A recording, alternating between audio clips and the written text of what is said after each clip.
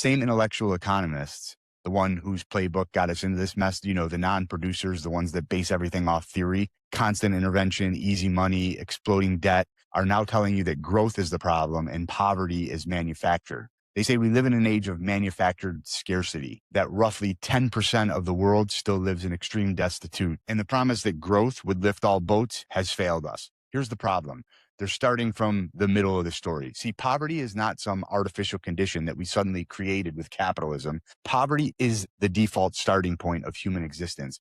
Prosperity is what was manufactured. For almost all of human history, almost everyone was desperately poor. You could go back just 200 years ago, around the year 1800, 80 to 85% of the world's population lived in what we would call extreme poverty today. Today, even after the population exploded, that number is under 10%. So we went from almost everyone in extreme poverty to a small minority in just 2 centuries. That didn't happen because a UN panel wrote the roadmap. It happened because of free markets, property rights, capital accumulation, entrepreneurship, and yes, growth. So when they point to the remaining 10% and say growth failed, they're ignoring the fact that growth is the only thing that we've ever tried as a humanity that's actually worked at scale. For decades, we've followed the ridiculous Keynesian model: manage demand, print money in every crisis, run permanent deficits, let central banks backstop everything, and have bureaucrats micromanage the economy. The real world result: inflation that quietly taxes savers and wage earners, asset prices pumped up for those closest to the money spigot,